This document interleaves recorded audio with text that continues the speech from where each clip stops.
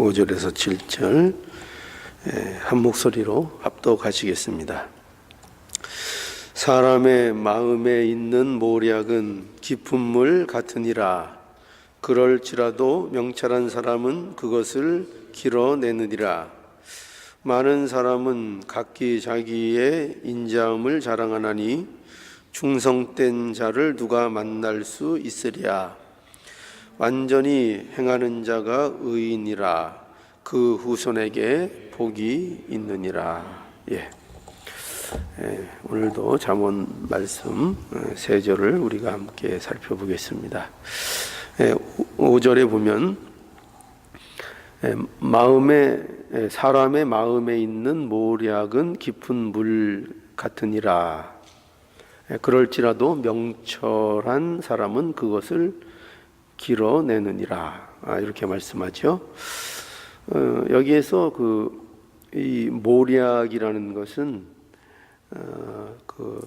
다른 말로 하면 계획을 얘기합니다. 계획, 또 마음의 어떤 의논, 이런 것을 의미하는데, 그러니까 어떤 일들에 대해서 지혜로운 생각을 가지는 것을 말합니다. 그러니까 어떤 일들이 있으면은 그 일들에 대해서 해결하는 지혜로운 생각, 좋은 생각, 현명한 생각, 그런 것을 여기에서 모략이라고 이렇게 얘기하고 있습니다.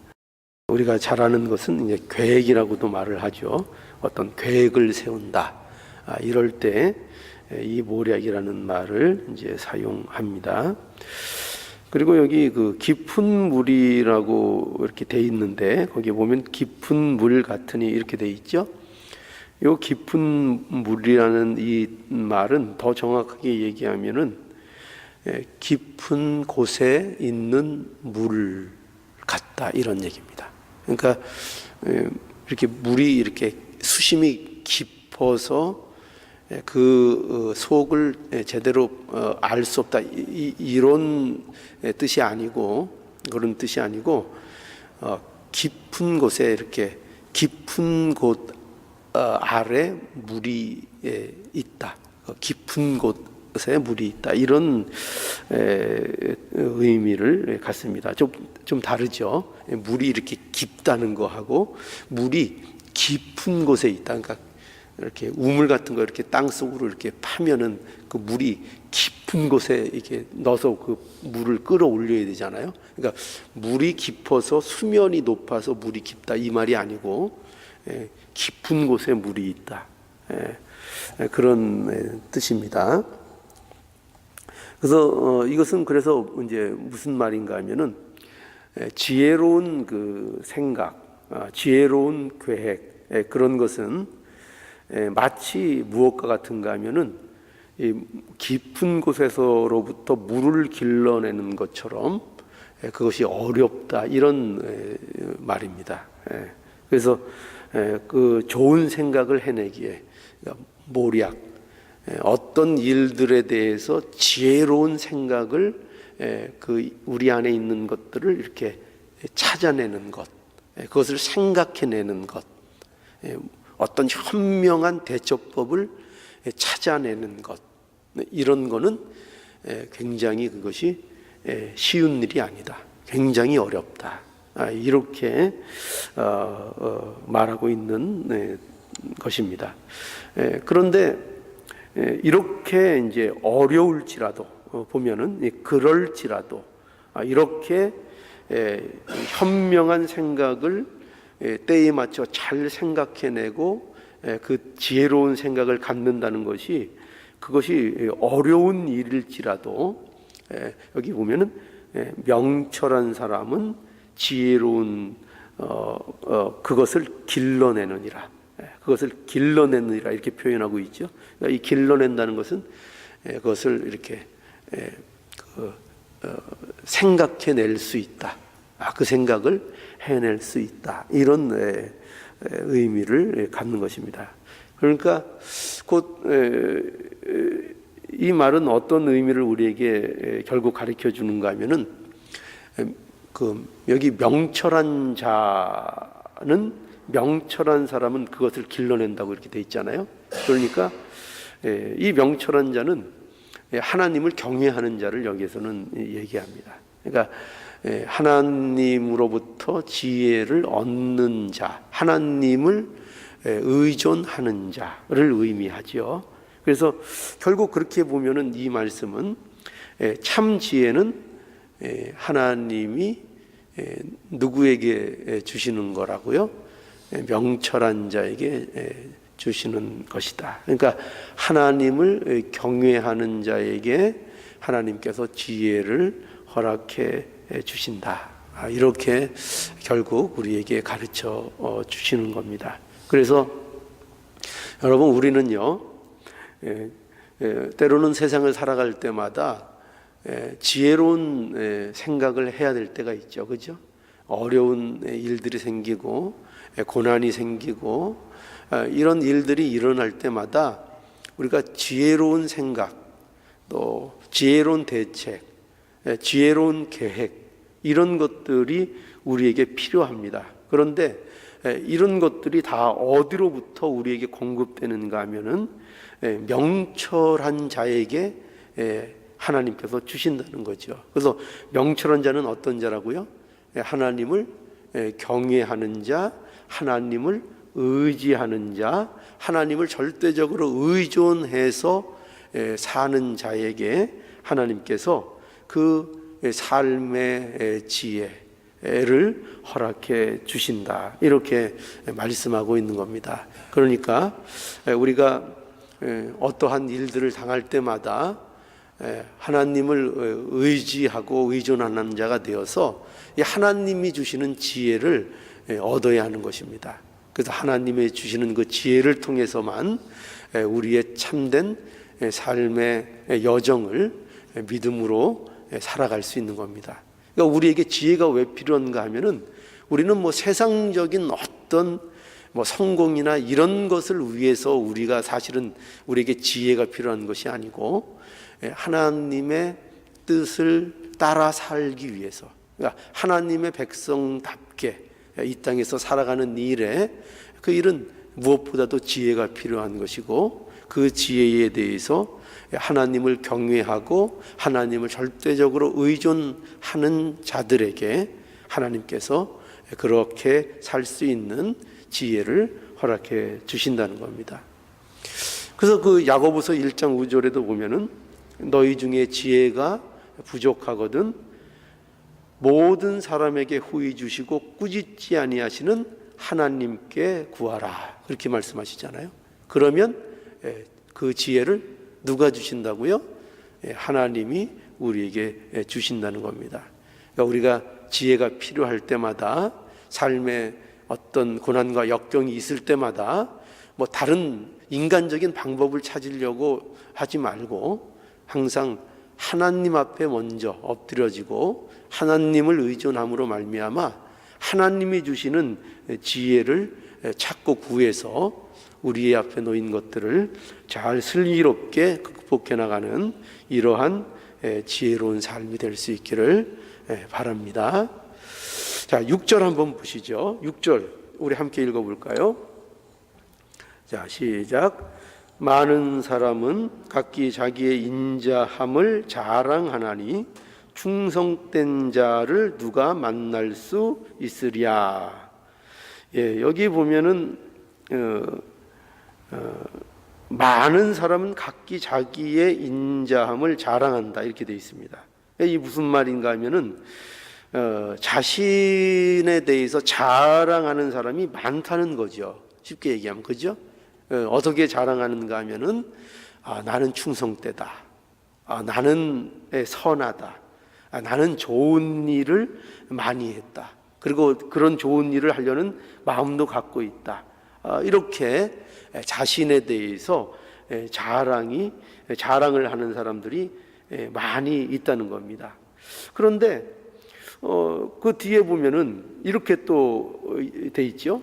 충성된 자를 누가 만날 수 있으랴 라고 해서 많은 사람이 자기의 인자함을 자랑하지만 그런데 정작 충성된 자를 누가 만날 수 있느냐? 그러니까 만나기가 쉽다는 얘기예요, 어렵다는 거죠? 어렵다는 건가요?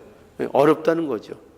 충성된 자를 정작 만나기가 어렵다는 것입니다. 그 충성된 자를 만나는 것이 거의 어떻게 보면 불가능한 일처럼 이렇게 보인다는 것입니다. 그래서 많은 사람들이 자기가 선하다고, 자기는 인자하다고, 자기는 선한 일을 한다고, 또는 이렇게 충성되다고 이렇게 말을 할 수는 있지만 실제로 그런 사람은 많지 않다. 자신들이 주장하는 것과는 많이 다르다. 그것이 현실이라는 것을 이 말씀이 우리에게 보여주고 있습니다.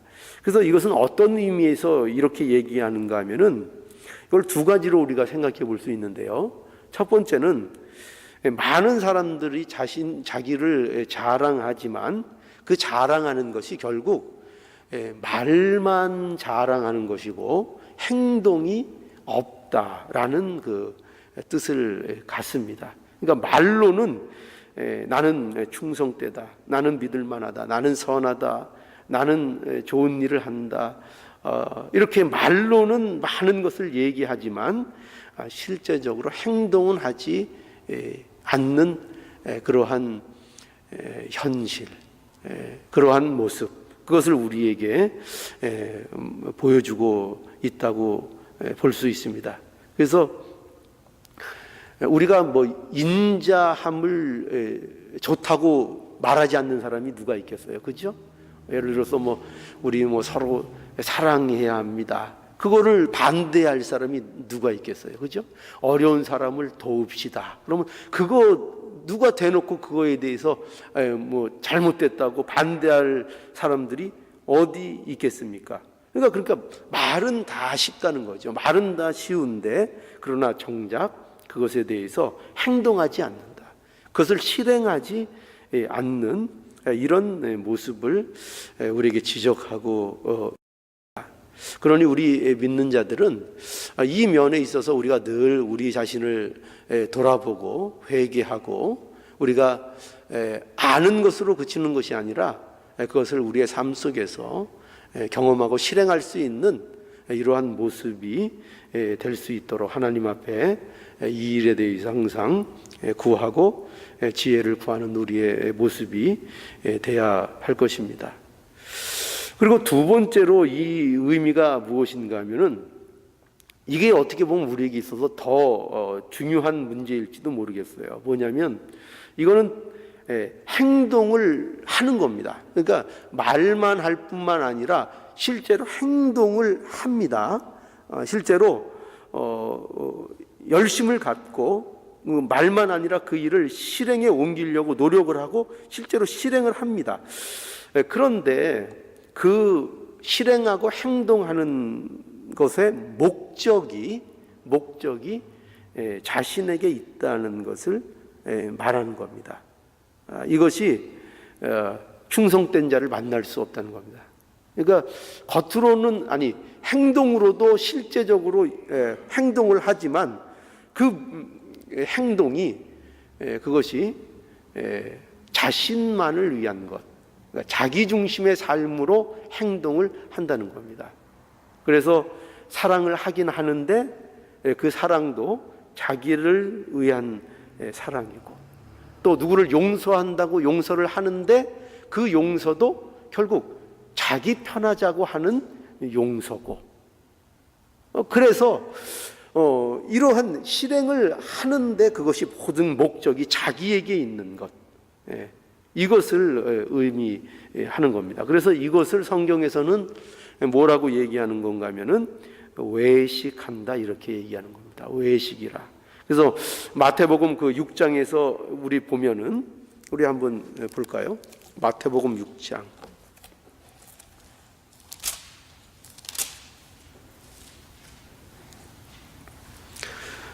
그 마태복음 6장에서부터 이렇게 보면은 거기 뭐 구제에 대한 것도 나오고 기도도 나오고 금식에 대한 것도 나옵니다. 그러니까 이것들은 전부 우리 신앙인으로서 그 삶에 굉장히 중요한 그 덕목들이지 않습니까? 어떻게 보면은 우리가 내세울 수 있을 만한, 우리가 믿음이 좋으냐 안 좋으냐를 어떻게 보면 겉으로 이렇게 보일 수 있는 그런 이제 내용들이죠. 기도도 그렇고, 어려운 사람을 구제하는 것도 그렇고, 또 거기다 금식하는 것도 그렇고. 그런데 여기에 보면은 이 모든 것들에 대해서 앞에 무엇을 이렇게 경계하도록 예수님께서 말씀하시는가 하면은 전부 다 이런 식입니다. 6장 1절에도 보면 사람에게 보이려고 그들 앞에서 너희 의의를 행치 않도록 주의하라. 그렇지 아니하면 하늘에 계신 너희 아버지께 상을 얻지 못하느니라. 그러므로 구제할 때에 외식하는 자가 사람에게 영광을 얻으려고 회당과 거리에서 하는 것 같이 너희 앞에 나발을 불지 말라. 여기 구제의 문제에 있어서도 외식하는 자가 되지 마라, 이렇게 얘기하고 있고, 또 5절에 보면 또 너희가 기도할 때에 외식하는 자와 같이 되지 말라 해서 기도의 문제에 있어서도 외식의 문제를 경계하고 있고, 또 16절에 보면은 금식할 때에 너희는 외식하는 자들과 같이 슬픈 기색을 내지 말라라고 해서 금식할 때에도 외식을 경계하는 것을 우리가 만나게 되는 겁니다. 그러니까 우리 신자들에게 있어서 정작 가장 경계해야 될 그 내용이 뭐냐 하면은 무엇을 안 하고 있다는 것보다, 그렇죠? 무엇을 뭐 기도를 안 한다, 구제를 안 한다, 금식을 안 한다, 안 하는 것도 문제죠, 그렇죠? 말만 가지고 그런 것들을 안 하는 것도 문제는데, 더 우리에게 있어서 이렇게 어떻게 보면 속기 쉬운 것이 뭐냐면 하는데 그것을 전부 다 자기를 위해서, 사람에게 보이기 위해서, 자기 체면을 차리고 자기 영광을 삼기 위해서 그 모든 것들을 동원하는 것, 이거야말로 신자들에게 있어서 굉장히 위험한 것이다. 왜냐하면 안 하는 것은 안 하는 것 때문에 티가 나서 그것이 어떻게 보면은 우리에게 돌이킬 수 있는 더 많은 기회가 있을지 모르는데, 하는 것은 내가 하는 것으로 인해서 스스로 만족해서, 그래서 그것으로 내가 하나님 앞에 의로운 자라는 착각과 오해 속에 빠져 있을 수 있기 때문이라는 것입니다. 그러니까 우리는 언제나 이 면에 있어서 더 경계해야 할, 어떻게 보면 그런 자리에 있을지도 모르겠습니다. 그러니까 외식이라는 것의 본질은 이거죠. 우리가 율법을 갖고 얘기하자면 율법에 대한 모양과 외형은 실행하고 가지고 있지만 그 율법이 내포하고 있는 본질과 내용은 사실은 삶 속에서 외면하고 사는, 그것을 얘기하는 겁니다. 그러니까 이것을 우리는 경계해야 할 것입니다. 그러니까 겉으로는 종교적입니다. 겉으로는 경건해 보입니다. 겉으로는 거룩해 보입니다. 겉으로는 하나님을 열심히 섬기는 것 같습니다. 그러나 그 내면의 본질적인 내용을 채우지 못하는, 하나님과의 관계와 진정한 사랑의 본질을 그의 삶 속에서 이루어 살아내지 못하는 그 모습, 그 마음, 그 상태, 이것을 우리는 주의해야 할 것입니다.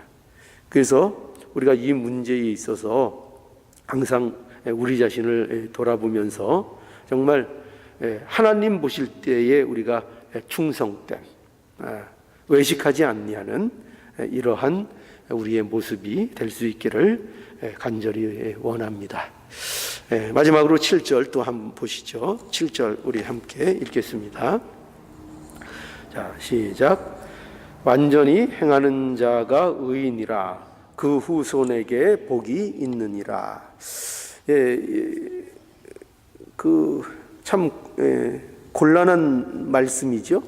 완전이라는 말을 하고 계세요. 그러니까 이런 말씀만 나오면 우리는 굉장히 이제 부담스럽죠. 왜냐하면 우리 자신이 얼마나 완전하지 못한가, 온전하지 못한가를 우리는 알고 있는데, 근데 여기 보면은 완전히 행하는 자가 의인이고 그 후손에게 복이 있다고 얘기하니, 그러면 우리는 여기에서 이제 기준 미달이죠. 그러니까 우리는 우리의 후손들은 복도 못 받을 것이고 우리는 의인도 아니죠.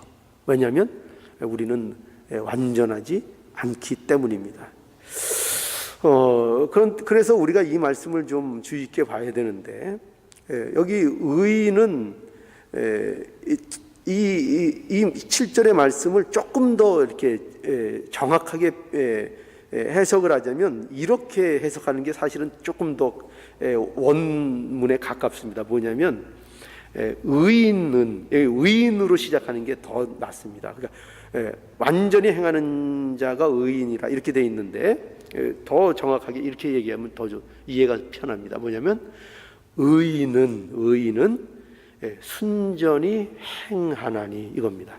그러니까 좀 표현이 다르죠. 완전히 행하는 자가 의인이라 이렇게 했는데, 이거를 이렇게 이해하시는 게 더 좋습니다. 의인은 순전히 행하나니 그 자손들에게 복이 있느니라, 이런 뜻입니다. 그러니까 여기서 말하는 이 순전하다는 이 말은요, 어떤 의미가 더 가깝냐면은, 순전하다는 것은 우리가 쉽게 얘기하면 깨끗하다는 거죠. 깨끗하고, 그 깨끗함은 뭐 이렇게 뭐가 이렇게 뭐 우리가 생각하는 뭐 이렇게 뭐가 묻고 이런 것이 아니라, 그것이 아니라 여기서 말하는 이 순전하고 깨끗하다는 것은 그 단순하다는 것입니다. 단순. 그러니까 단일하다. 뭐가 이렇게 다른 것이 섞이지 않은 단순한 정금 같다. 불순물이 없는 그런 의미에 가깝고, 그리고 이것은 이렇게 갈라지지 않았다. 이게 분산되지 않고 찢어지지 않았다. 이런 그 의미가 더 가깝습니다. 그래서 여기서 의인은 완벽한 자, 뭐 어떤 뭐 행동에도 흠이 없고 무슨 뭐 전혀 죄를 안 짓고 뭐 도덕적으로 윤리적으로도 완벽하고 뭐 말씀도 뭐 하나도 뭐 어기지 않고 다 지키고, 이런 그 완벽함을 얘기하는 게 아니라, 뭐 그럴 수도 없어요. 우리는 그럴 수도 없을 뿐 아니라, 그런 걸 얘기하는 것이 아니라, 마음이 순전하다는 것은 마음이 하나님 앞에 단일하고 순전하고 그 마음이 하나님 앞에서 하나다 이거죠. 마음이 이렇게 갈라지지 않고 찢어지지 않는 그런 그 모습을 얘기하는 것입니다. 그러니까 우리가 살다 보면은 우리가 부족한 면이 많이 있을 수 있죠. 우리도 허물 있을 수 있죠. 그러나 우리에게 있어서 변하지 않는 게 있죠. 뭐냐면 예수 그리스도 안에서 하나님께 대한 우리의 순전한 마음이에요. 그거는 우리가 무슨 말을 실수했다 그래서 그게 없어지는 것도 아니고, 우리가 뭐 좀 잘못을 했다 그래서 그 마음이 없어지는 게 아니에요. 그러니까 하나님에 대한 중심과 하나님에 대한 진실한 믿음, 그것은 무슨 박해가 있다고 사라지는 것도 아니에요. 그렇지 않습니까? 예를 들어서 좀 심한 그 표현이 될 수 있겠지만, 누가 우리에게 와서 너 예수 믿으면 너 내가 여기서 뭐 죽일 거야. 그리고 실제로 그러면은 예를 들어서 그러면은 제가 그것을 못 이겨서 그 압박을 못 이겨서 살기 위해서 저 그럼 예수 안 믿을게요. 예를 들어서 그렇게 얘기를 했다고 해요. 만약에 여러분들도 그렇게 했다고 해요. 그러면 그 예수를 안 믿겠다고 얘기한 것이 여러분들의 진심입니까? 진심일까요? 아니면 그리고 그 얘기를 통해서 여러분들의 믿음이 없어지는 걸까요? 그럼 그다음부터는 이제 하나님 안 믿는 겁니까? 그런 일은 없죠. 그런 일은 없죠. 그죠? 좀 극단적인 예라 헷갈리십니까? 그게 제가 뭘 강조하려고 하는가 하면은, 우리에게 있는 이 믿음이라는 것은 우리가 어떻게 하는 것에 의해서 이것이 무슨 뭐 떨어지고 뭐 하는 뭐 사라지고 그런 식의 믿음이 아니라는 거예요. 그러니까 우리가 가진 믿음은 그런 믿음이라는 것입니다. 하나님께서 주신 믿음. 그러니까 어떻게 보면 순전한 믿음, 하나님께로 향하는 절대적인 믿음이라고 볼 수 있는 거죠. 그러니까 우리는 이러한 그 의인, 이런 순전한 믿음을 가진 의인은 바로 그 후손에게도 복이 있다. 그것이 중요하다. 이렇게 얘기하고 있는 것이고, 이것은 곧 두 주인을 섬기지 않는 것을 의미하는 것입니다. 두 주인을 안 섬기는 겁니다. 그러니까 마태복음 6장 24절에 보면 한 사람이 두 주인을 섬기지 못할 것이니 혹 이를 미워하며 저를 사랑하거나 혹 이를 중히 여기며 저를 경히 여김이라. 너희가 하나님과 재물을 겸하여 섬기지 못하느니라. 그죠? 또 두 마음을 품으면 거기에는 지혜가 없는 거죠. 두 마음을 품는 것 자체가 지혜가 없는 겁니다. 그래서 아까 본 우리 야고보서 1장에 보면은 한번 볼까요? 야고보서 1장을 한번 찾아보죠.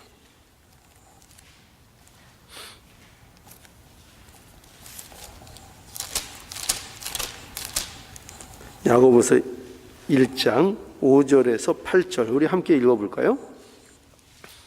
야고보서 1장 5절에서 8절 자 우리 함께 읽어보죠. 자 찾으셨습니까? 예. 시작. 너희 중에 누구든지 지혜가 부족하거든 모든 사람에게 후히 주시고 꾸짖지 아니하시는 하나님께 구하라. 그리하면 주시리라. 오직 믿음으로 구하고 조금도 의심하지 말라. 의심하는 자는 마치 바람에 밀려 요동하는 바다 물결 같으니 이런 사람은 무엇이든지 죽게 얻기를 생각지 말라. 두 마음을 품어 모든 일에 정함이 없는 자로라. 예, 그렇죠? 예, 두 마음을 품는 것. 그러니까 지혜를 하나님 앞에 구하는데 그 지혜를 구함에 있어서 너희들이 뭐를 품으면은 안 된다고요? 두 마음을 품으면 안 된다. 두 마음이 뭐라고죠? 갈라지는 마음. 마음이 갈라진 거예요. 그러니까 세상도 섬기고 하나님도 섬기겠다는 이런 오해에 이런 착각에 빠져 있는 거죠. 그래서 그렇게 정함이 없는 마음, 순전하지 못한 마음을 갖고 있으면 하나님 앞에 지혜를 얻을 수 없다. 이렇게 말씀하고 있는 겁니다. 여러분 우리 노아도 그렇고 성경에 본 노아를 의인이라 또 욥도 의인이라 이런 그 증거를 성경이 하고 있죠. 그러나 우리가 아는 대로 그들이 훌륭한 사람들인 것은 분명하지만 그러나 그들이 정말 뭐 아무 흠도 없는 도덕적으로 생활에 그런 사람들이었느냐? 그거는 결코 아닙니다. 그들도 부족했고 허물과 죄가 있었습니다. 그러나 그들을 의인이라고 한 것은 그들이 하나님의 은혜를 입었고 그들이 하나님께 대해서 두 마음을 품지 않는 자들이었기 때문입니다. 그러니 그 후손들에게 복이 있다고 말씀하고 있는 겁니다. 그래서 이 후손들은 결국 누굴 얘기하는 건가 하면은 믿는 자들을 얘기하는 거예요. 여기서 말하는 이 후손들은 믿는 자, 그러니까 이 믿음의 후손들을 얘기하는 겁니다. 그러니까 이 후손들은 다 복이 있는 거죠. 진정한 복이 무엇입니까? 예수 믿는 게 복이잖아요. 예수 안에 있는 게 복이잖아요. 그러니까 여기에서 말하는 이 후손들은 무슨 개인적인 차원에서의 후손들을 의미하기보다는 예수로 말미암아 복을 받는 모든 후손들을 믿음의 후손들을 얘기하는 것입니다. 그들에게 구원의 복이 있고 영생의 복이 있는 겁니다. 자, 그러니 이 말씀을 의지해서 우리가 하나님 앞에 오늘도 순전한 자들이 될 수 있도록 두 마음을 품지 않도록 우리에게 자꾸 마귀의 유혹이 오지요.